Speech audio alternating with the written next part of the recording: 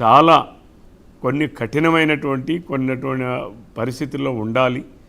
ఒకవేళ దానికి భిన్నంగా ఉండేటప్పుడు తప్పనిసరిగా మనం కొన్ని మీడియా ముందు కానీ, సోషల్ మీడియా ముందు కానీ, లేదా ప్రజల ముందు కానీ దోషులుగా నిలబడాల్సిన పరిస్థితి వస్తుంది. అయితే జగన్మోహన్ రెడ్డి గురువింద సామెత అంటారు. మరి ఇదే జగన్మోహన్ రెడ్డి నేను తాడేపల్లి ప్యాలెస్లో కూర్చొని మాట్లాడాడు. ఆ రోజు అంబటి రాంబాబు మాట్లాడిన దాని మీద ఎందుకు మాట్లాడాలా జగన్మోహన్ రెడ్డి? నీకు దమ్ముందా జగన్మోహన్ రెడ్డి నువ్వు మాట్లాడడానికి? ఆ రోజు నీ ఎంపీ ఆ రోజు న్యూడ్ ఫోటోలు పెట్టి జనానికి చూపించాడు. ఎందుకు మాట్లాడలా? నీ గోరెంట్ల మాధవ్ గురించి. జగన్మోహన్ రెడ్డికి నిజంగా నియమ నిబద్ధతలు ఉన్న మనిషి అయితే, జగన్మోహన్ రెడ్డికి ఒక క్యారెక్టర్ అంటూ ఉంటే, జగన్మోహన్ రెడ్డికి ఒక క్రెడిబిలిటీ అంటూ ఉంటే, ఆ రోజు ఎందుకు సుకన్య కోసం మాట్లాడినటువంటి అంబటి రాంబాబుని ఈ రోజుకైనా ఎందుకు నువ్వు మాట్లాడలేదు? నేను జగన్మోహన్ రెడ్డిని ప్రశ్నిస్తూ ఉన్నాను.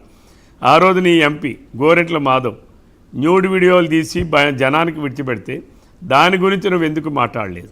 ఈరోజు నువ్వు మహిళల మీద వేధిస్తున్నారు, లేకపోతే ఆ అమ్మాయి చేశాడు అని చెప్పి నువ్వు నిరాధారమైనటువంటి ఆరోపణలు చేస్తే దాన్ని ప్రజలు నమ్మే స్థితిలో కూడా లేరు. జగన్మోహన్ రెడ్డికి నీకు దమ్ముంటే, నీకు నిజంగా నువ్వు ఒక నాయకుడు అని నువ్వు అనుకుంటే, నాయకుడిగా ప్రజలు నిన్ను భావించడం లేదు, నువ్వు గుర్తుపెట్టుకోవాలి.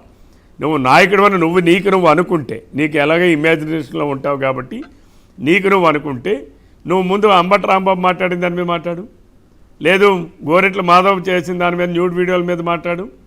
ఇంకా నీ ప్రభుత్వంలో నువ్వు అధికారంలో ముఖ్యమంత్రిగా ఉన్నప్పుడు అనేక మంది ఎప్పుడు ఇలాంటి మాటలు, ఇలాంటి వీడియోలు, లేకపోతే ఇలాంటి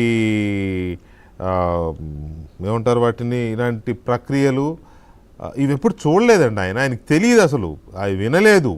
అలాంటిది ఏమీ తెలియకుండా ఏమీ వినకుండా ఉన్న ఒక నాయకుడిని మీరు అప్పుడేం చేయలేదు ఎందుకు అని అంటే ఆయనకి తెలియదండి.